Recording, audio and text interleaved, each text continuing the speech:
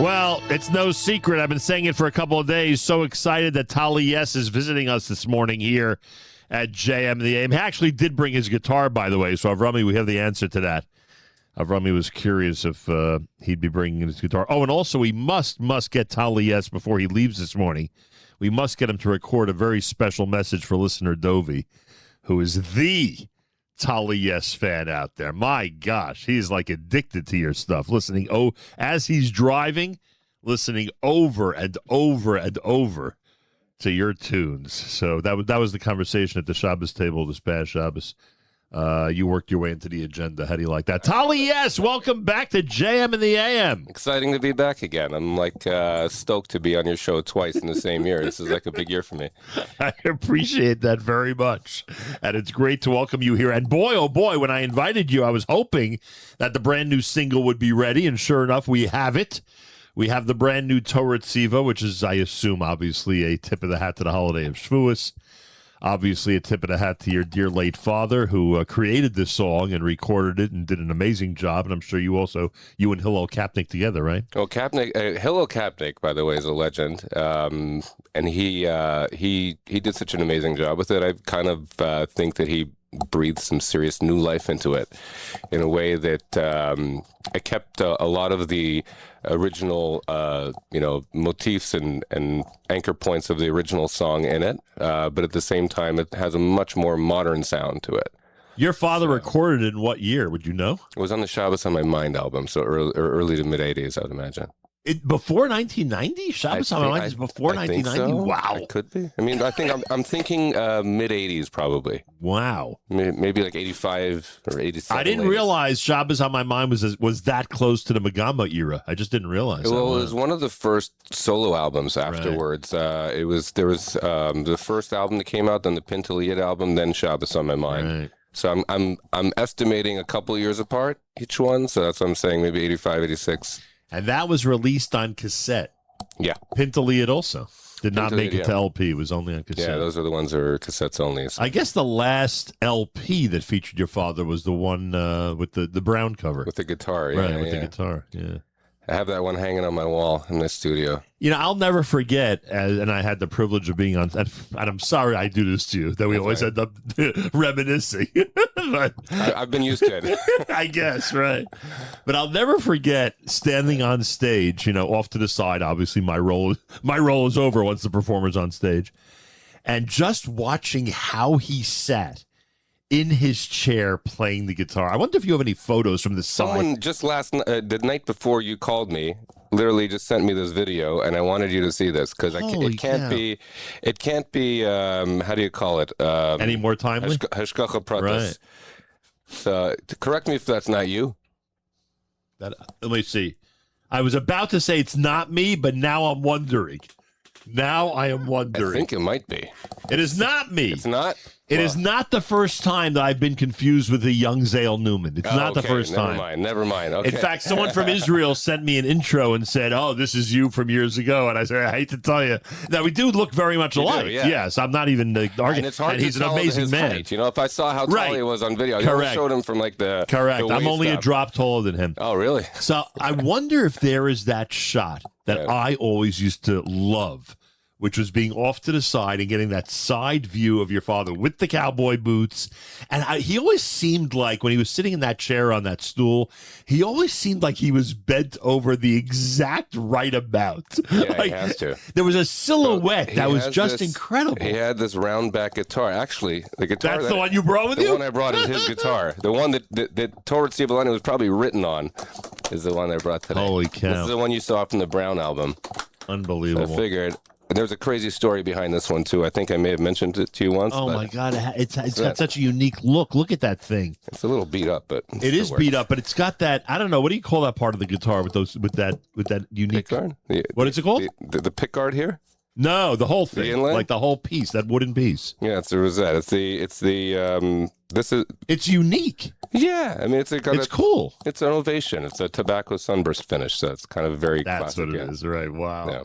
Anybody who has seen the cover now knows exactly what I'm looking at. It's incredible. It's a big deal for me to bring this to your studio, actually, Yeah. because normally this doesn't leave my house very often. I brought it to Hillel Kapnick's studio because he was a huge fan of my dad's. So I was like, I have a little present for you. You get to, hold the guitar that maybe will give some good vibes and onto the song or No something. joke. And I'm telling you, I saw this guitar from that side view 45 years ago. Yep. And it was just, he had such a command. Yeah. And how do you have a command when you're a solo artist sitting on a chair? But he had a command of the stage He from owned that it, position, which was amazing. He did own it. He did own he'd it, be able to correct. get up on a stage and look at the audience and basically tell them exactly where he's going to schlep them, and they followed. Correct. No matter where he went, he just had this intuition about who he's playing for, how to speak to them, what songs to pull out of his repertoire, and he had a huge one. And yeah, it was great. When to be serious, when to be funny. Like he just knew how to work the emotional angle of an audience. Even in the song, like I always say that A.B. Rottenberg's a brilliant, I think I said this to you last time, a brilliant casting director. Yeah. He casted your father in certain songs, and the cute inside jokes that were in his voice as he's singing, whether it's Pesach Blues. Pesach Blues, where he was a woman. Correct. Whether it's Pesach Blues, whether it's The Ninth Man.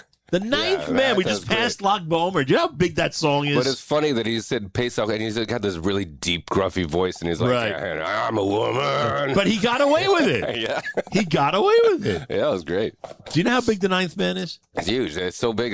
They made a few versions of it now. Right. Yeah. It's unbelievable. Anyway, for you youngins out there, we're talking about the late, great Moshe Yess. The amazing Tali Yess is in our studio. Now, I'm with Dovey on Shabbos, I just told you. Yeah. He's your biggest fan. And if we don't do a recorded message. I don't know. I met a few people in the last year since this country album came out. They're all saying that they're my biggest fans. I have to figure out who's really. If you would have seen his enthusiasm, let's put it this way: if he would have been at the Shabbos table, he would not have been able to eat. There's no way he would have been able to eat. Oh wow! I was just in Chicago and for Pesach, and this gentleman named Yitzi Weiss comes up to me and he's like, "Oh, I listen to your music. I'm a huge fan." I'm like, "Oh, okay, I think I hear this all the time, lately, since this country." And then I was like, "All right." I didn't make much of it. And he invited me for Yapchik. I'm like, "Everybody's got Yapchik. I'm going on the mother-in-law for Yapchik. I'm sorry, I can't just bail on the family."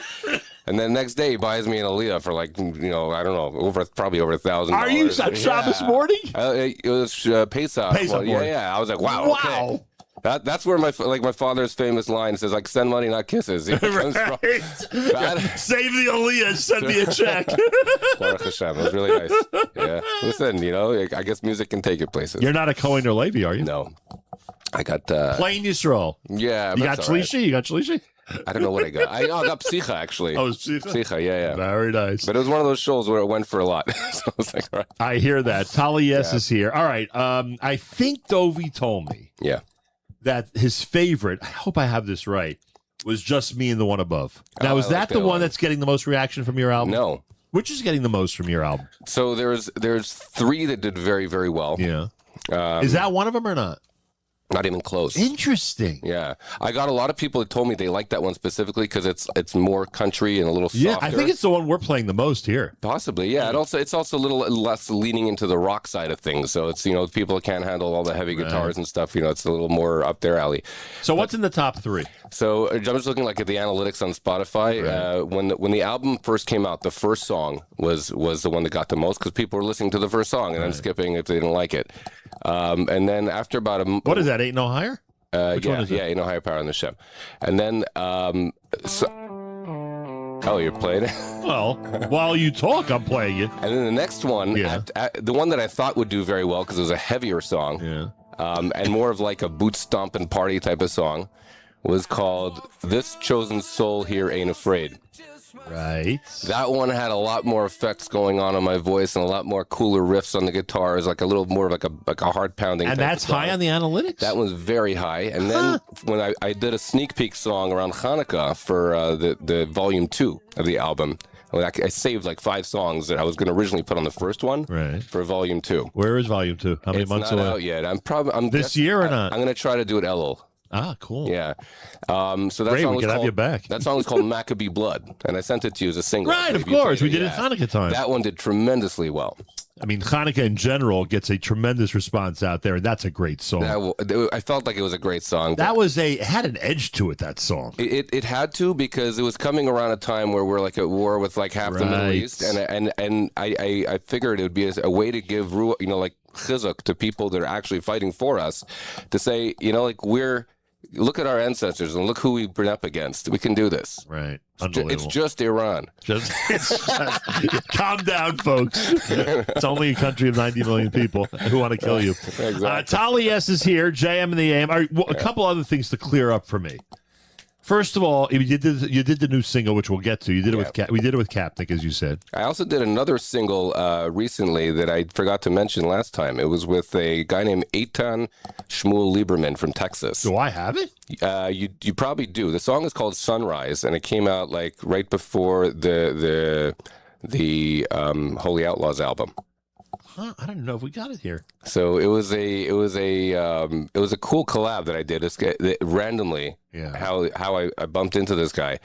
A friend of mine, Jason Letterman from Fairlawn, reached out to me as I was on my way to go do a show for around Pesach time, and he said, "Oh, I have my nephews in the car with me, and and randomly they said, oh, they were listening to music, they were talking about Jewish music. They said, oh, you listen to Tali Yess. I was like, dude, I just ate by his house for Shabbos. Like, what do you mean? I was like, really? I was like, why don't you guys come to, I'm doing a show with Jesse Green and Yerli Palachek for Pesach. I'll have some extra tickets if you guys want to come. He goes, no, we're in Texas. I'm like, wait, this happened in Texas? I was like, that's wild. Amazing. And so then eventually he made the shidduch, and we wound up working together. His father came in. He was like a yeshiva bacher. He came in with his dad, and we worked on a song together, and it came out. And it was really good. I loved it. It was a song that he wrote.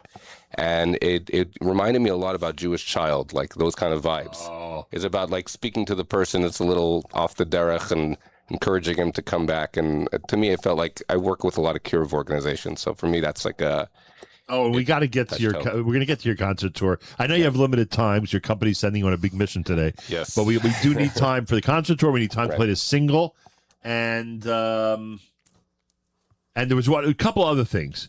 Someone said we were having this discussion at the Shabbos table because, again, when your name comes up, your father's name comes up, okay.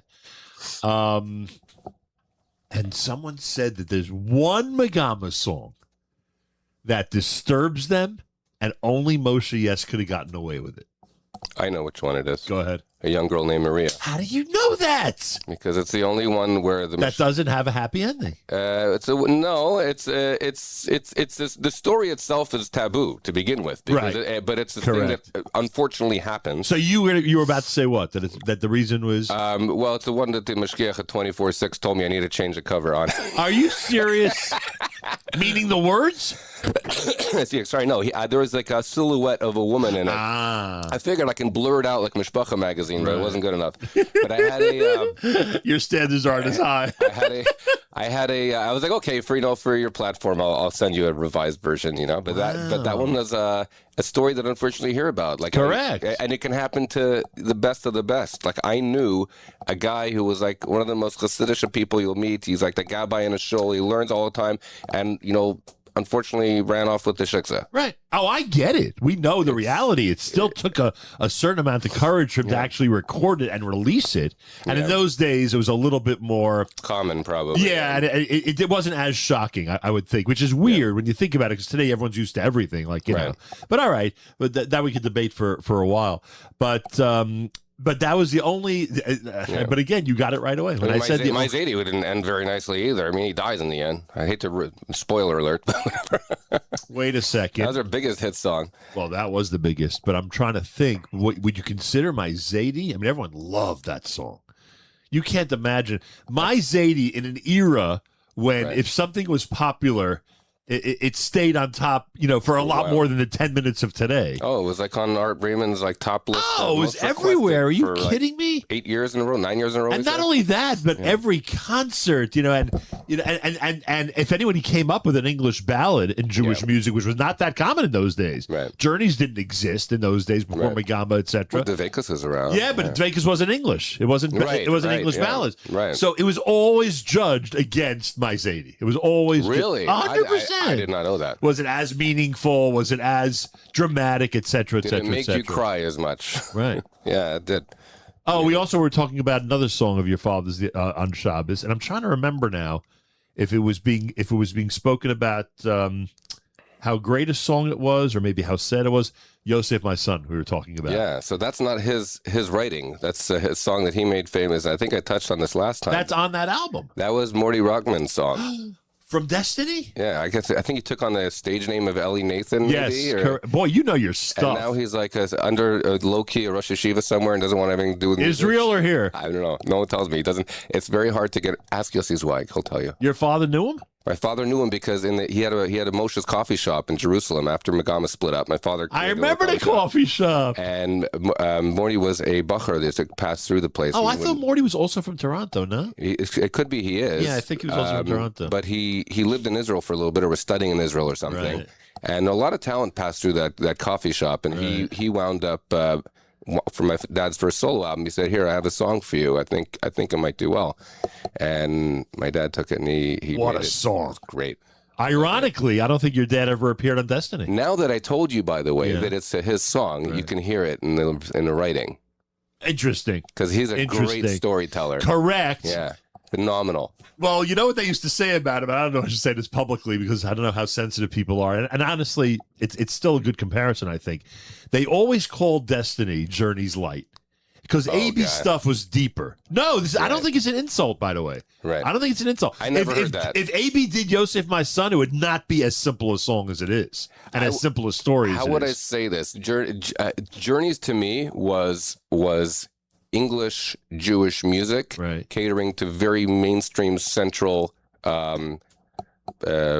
audiences. Right. Meaning in our audience, in our communities. Destiny to me was slightly more radiating outwards on the fringe. Not quite. Correct. But the heading in that direction. Well, if that's the case, then so it was like more modern Orthodox, right, and even beyond that. Colored Candles is even beyond that. Excellent, yeah. So okay. And we love that stuff. We listen to that on repeat like all day. It's a great one. Phenomenal. So the reality is that if you're going to try to be what you just described, that Destiny became, it does pay to do things, even though, again, that might have... He never did shows. He always never did shows. Produced.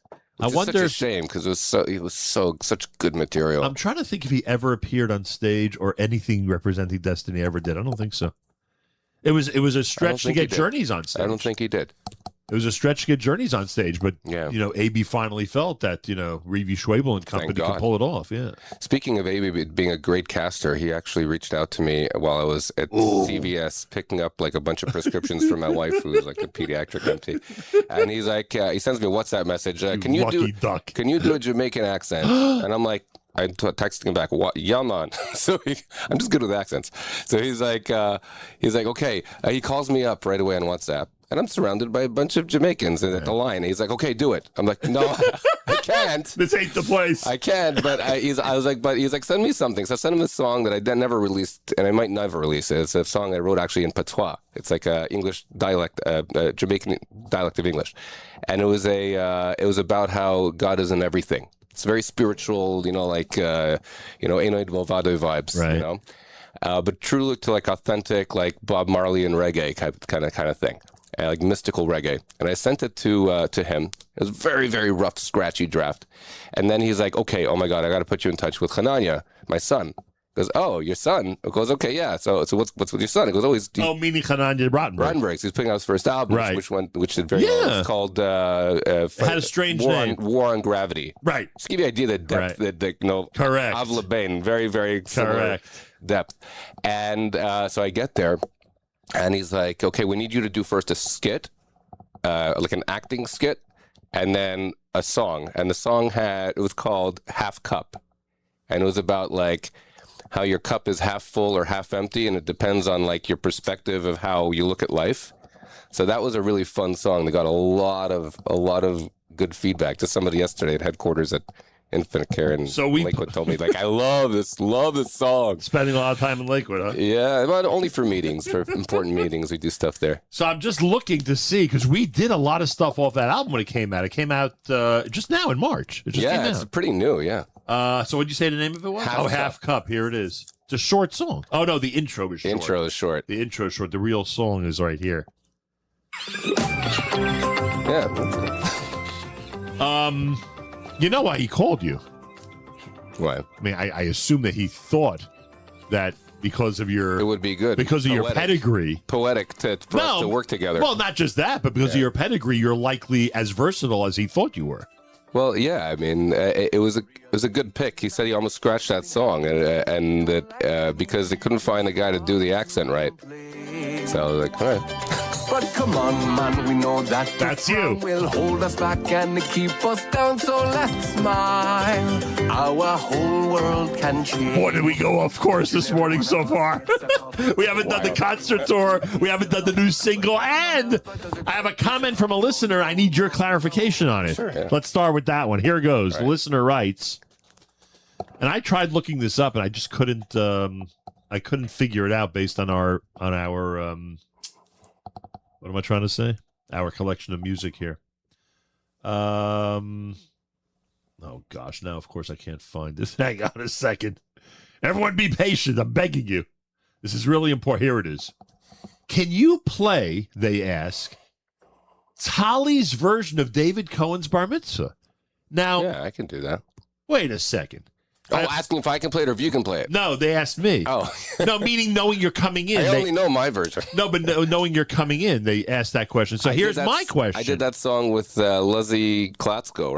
I've been seeing Klatsko's son. Wait a second. Slow down. Yeah.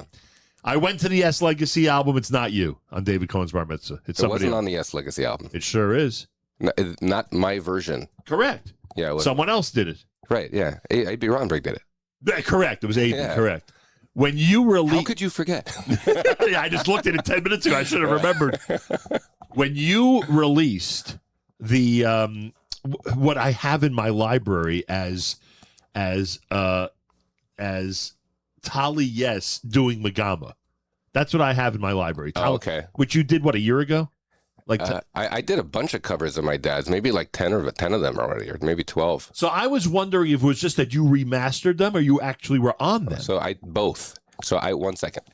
I got the album, the original Magama albums remastered in high definition. Correct, which we call your version of it. At least that's how we refer to HD, it. Right? the HD version. Correct.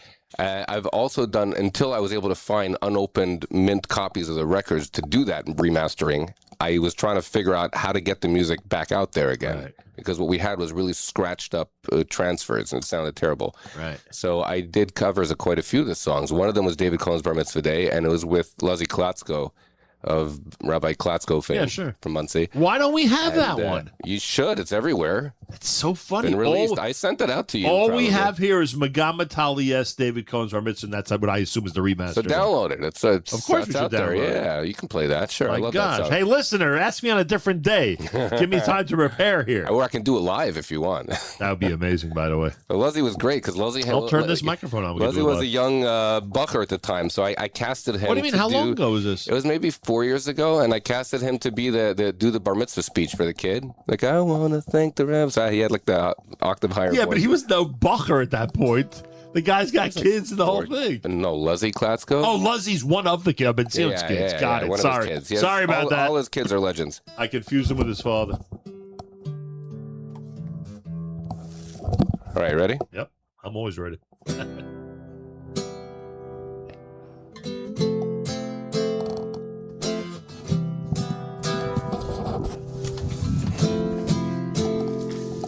The Cadillacs. No, I gotta warm up. I'm not usually singing at 8 o'clock in the morning. Yeah, they all say that.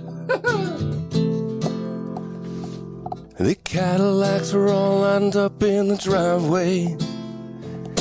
Being so many colors were on display.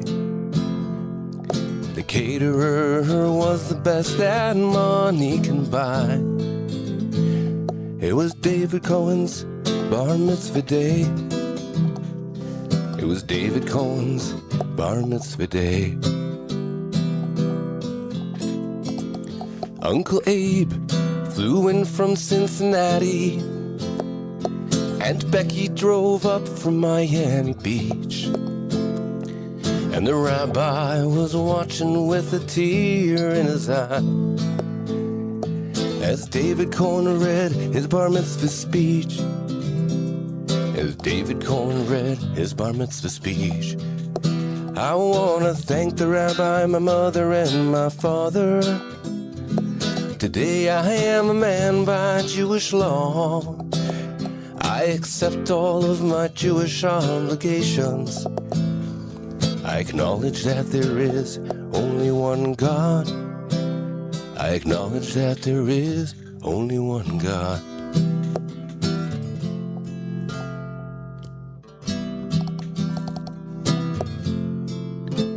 That was the last time David Cohen saw a rabbi. His tallis and his tefillin, they got lost. He's now a lawyer up in Sacramento. Looking back, it wasn't worth the cost. Looking back, it wasn't worth the cost. I want to thank the rabbi, my mother, and my father. Today I am a man by Jewish law. I accept all of my Jewish obligations. I acknowledge that there is only one God. I acknowledge that there is only one God.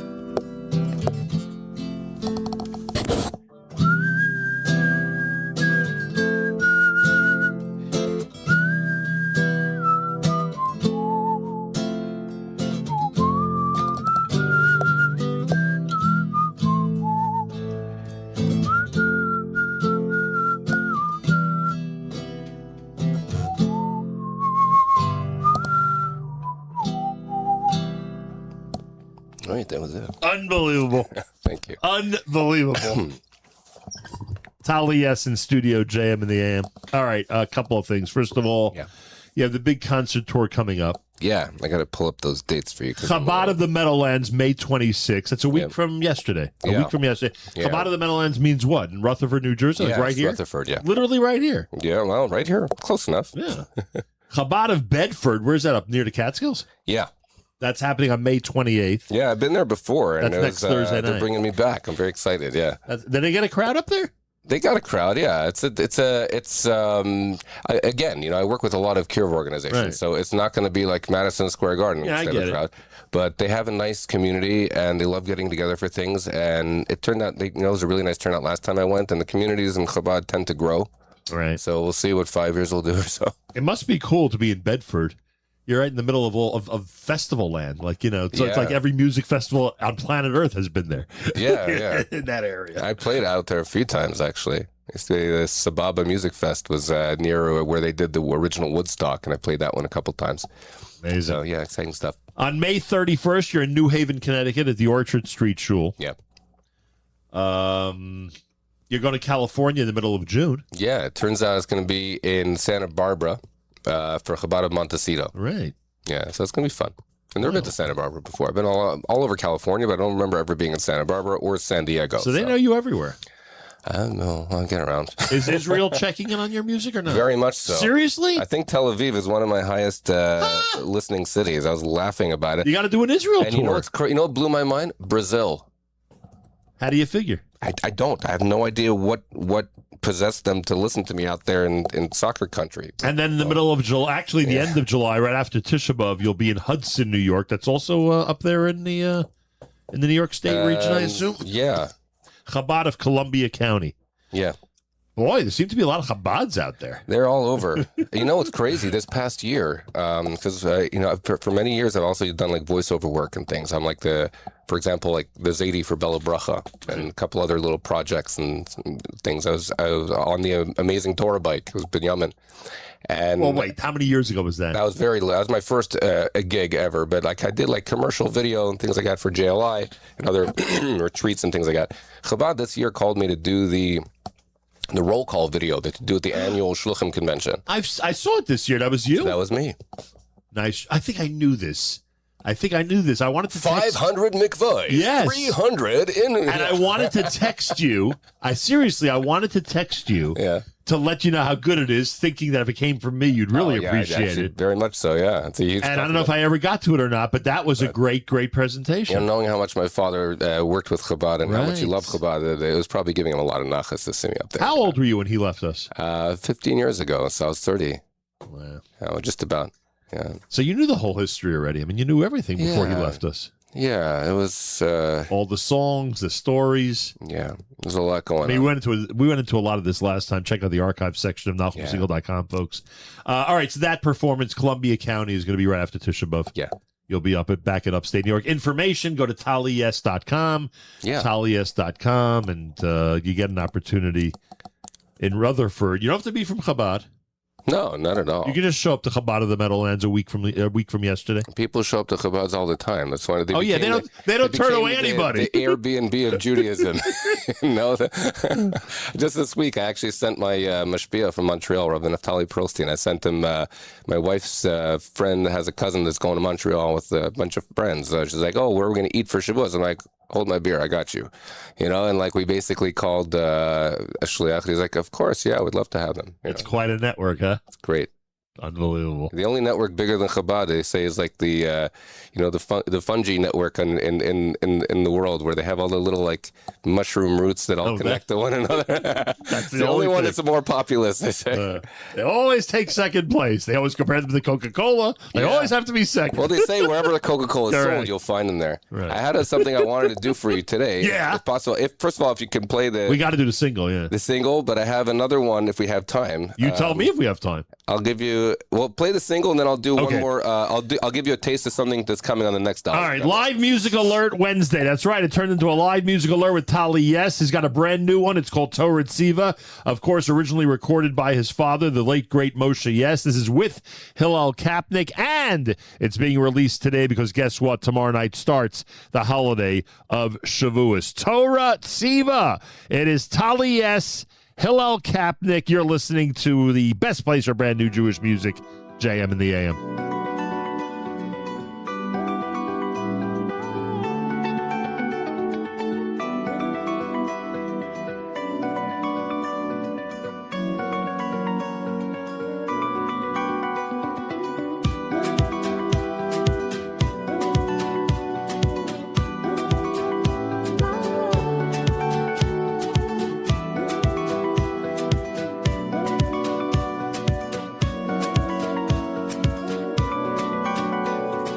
Torah tziva lanu Moshe Rasha Kehilas Yaakov. Torah tziva lanu Moshe Rasha Kehilas Yaakov. Torah tziva lanu Moshe Rasha Kehilas Yaakov.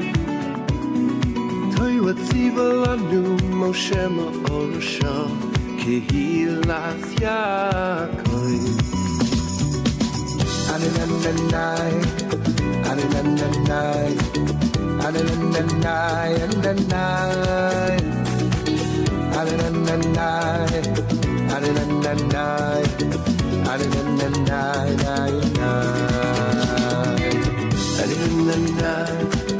anananai, anananai, anananai, anananai.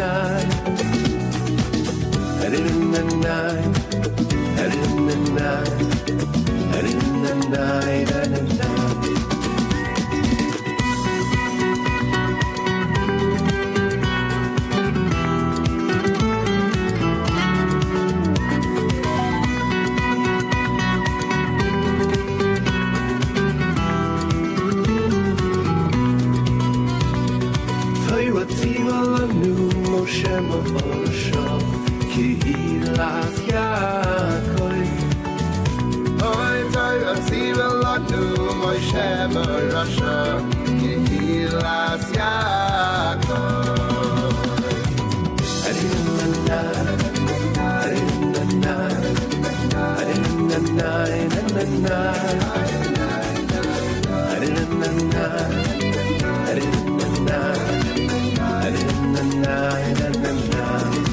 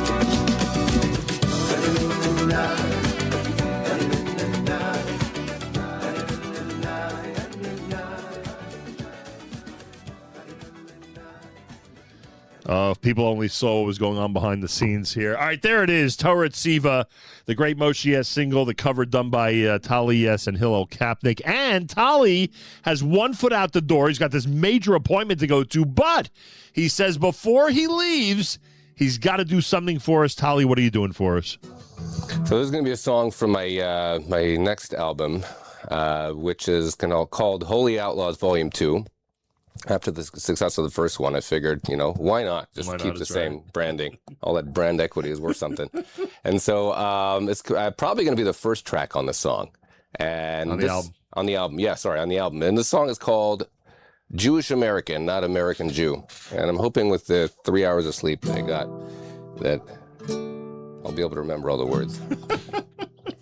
It's radio. You could have brought a cheat sheet. I was raised on dust and freedom, with a flag out in the yard. But Torah lit my fire, and it still beats in my heart. You can question all my choices, try to curse me till I'm mad. But my covenant runs deeper than the stars upon that flag.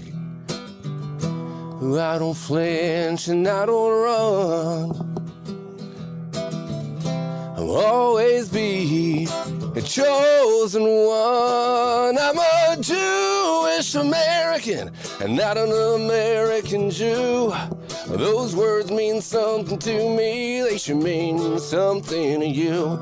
They can lock me up in prison, throw me in a hearse. No matter where I live, I'll always be a Jew first.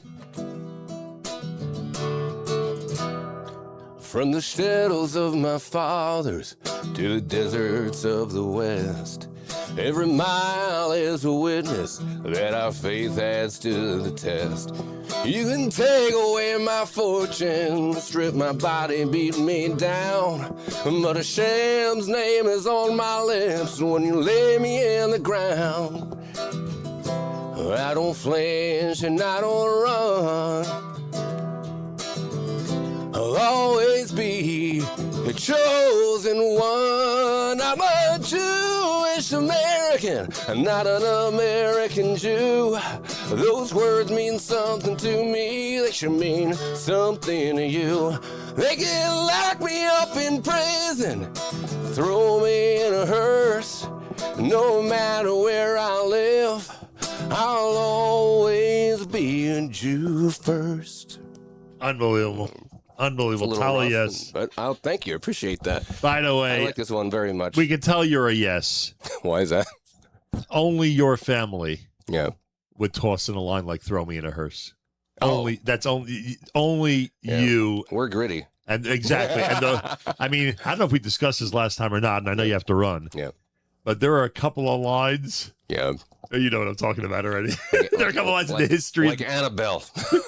Correct. That's one. I actually covered that one, but I didn't put it out, so I'm thinking about it. Oh, I shouldn't even tell this on the radio. You know, it's funny. But it's like, to me, that one is like the Choctaw Ridge of my dad's. That was originally on which catalog. album? I think it was on the first solo album. Meaning Pintel Yid. No. Oh, meaning it's still on LP. Yeah, I think so. Wow. I think it was, yeah. And I don't know if I was brave enough last time to bring up another example I had, and Which I'm not one? going to do it. No, we're not doing this now. What's that one? I can't do it now. I didn't even know if I would say it to you on the air, frankly. Okay, fine. All right, so don't say it on the Because your father sent me a cassette. Oh, yeah, don't say that one. Oh, you know what I'm talking about. You do know what I'm talking about. Yeah, the wacky albums. Yeah. Holy cow, Tali. I had a... you know the whole routine. Of course I know the routine, but I also know that he had a change of heart about a lot of those things, like at the last minute. Yeah. And I understand after losing two parents what grief can do to you.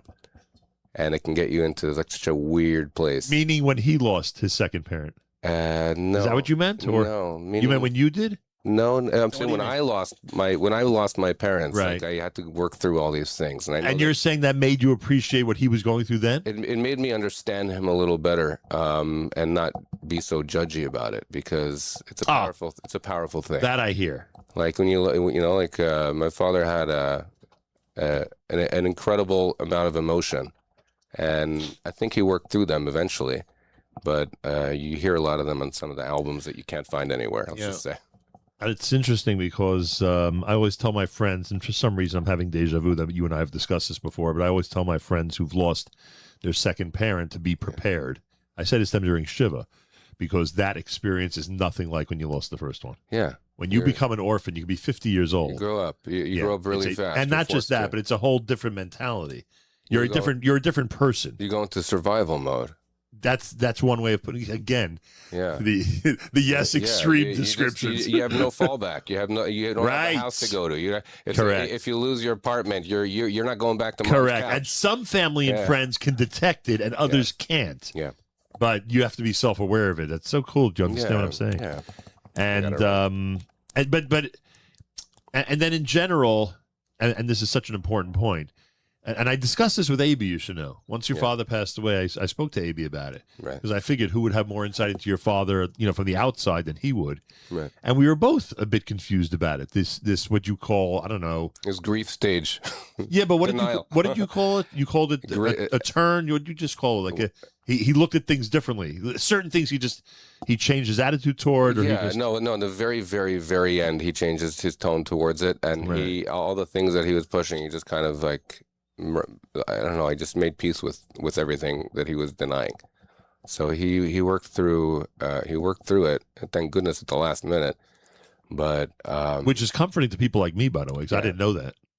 Yeah, I mean, but you have such tremendous respect for somebody, and then you lose them, and all of a sudden, like your brain, if you don't have somebody to actually walk you through what you're about to experience and the roller coaster that it is. Did he feel that our community at large somewhat disappointed him or let him down? And again, not on purpose. I think the feeling for a lot of people was mutual, but then again, like they weren't going through it. He was.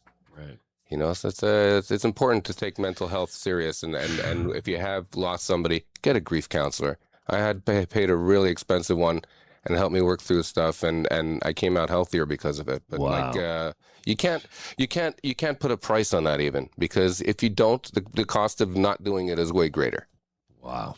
Call a vote. Anyway. Call a vote, boy. Yeah, my pleasure. I cherish our friendship. I don't know how you feel, but I love the fact that you and I are friends. Me too. I appreciate that. And good luck with the tour. We'll remind everybody as we get closer to the events. Of course, the big one, or I should say the first one in this area is just 6 days from now on the 26th of May in Rutherford, New Jersey, Chabad of the Meadowlands. You go to taliyess.com for information on that. Thank you. Torah Tziva, it's going to be part of our show tomorrow, obviously. Awesome. In honor of Shavuos. Tali, thank you so much. I'll be listening on my way to Montreal tonight. Are you heading up to Montreal? Yeah, my family's there. All my siblings. I'm the only one who lives out here, so we're doing Shavuos with the family. You're schlepping everybody up. Yeah, that's it. Wow. Driving back Memorial Day or what? Yeah, it looks like either Sunday or Memorial Day, one or the other. But we'll be on the road with lots of time to listen to music, and that's the funnest taking part. into Canadians game or not? No. I stopped letting them disappoint me in '93. But I think they're still in it. You know what? A day late and $1 short. Woo! Wow, listen to him. A frustrated sports fan, to say the least. Tali Yess on a Wednesday, live Music Alert Wednesday at JM in the AM.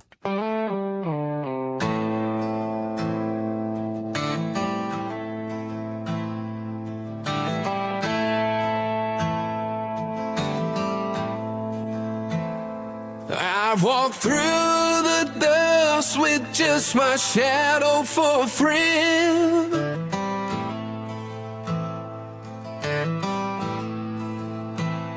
Felt the heat on my back and the night never ends.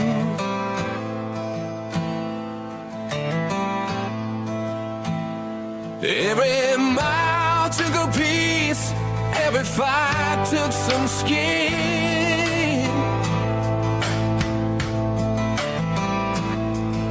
But I kept on moving, 'cause I won't give in. When the ground shakes hard and the sky turns red, I hold to the words that my father said. Ain't no higher power than ourselves.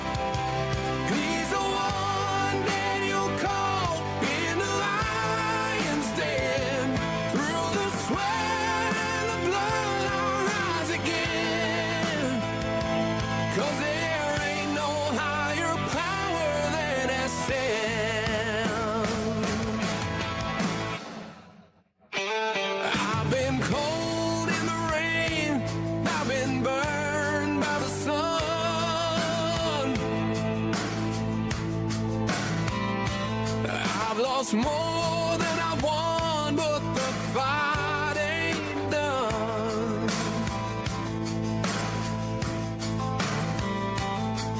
Got scars on my hands from the lines I've crossed,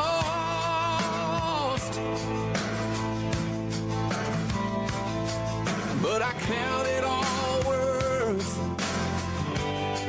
for the ground I've lost.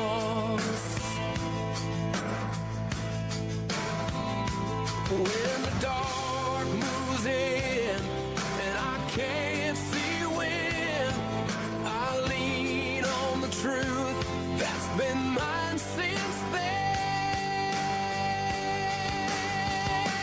Ain't no higher power than itself. He's the one Daniel called in the lion's den. Through the sweat and the blood I'll rise again. 'Cause there ain't no higher power than itself.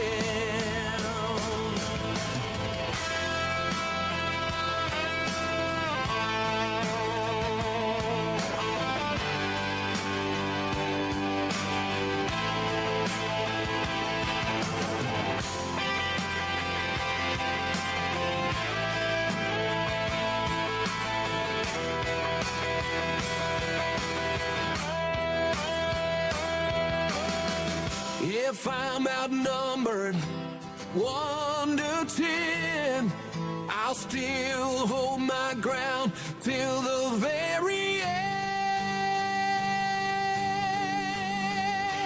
Ain't no higher power than itself. He's the one Daniel called in the lion's den. Through the sweat and the blood I'll rise again. 'Cause there ain't no higher power than itself. Ain't no higher power than itself.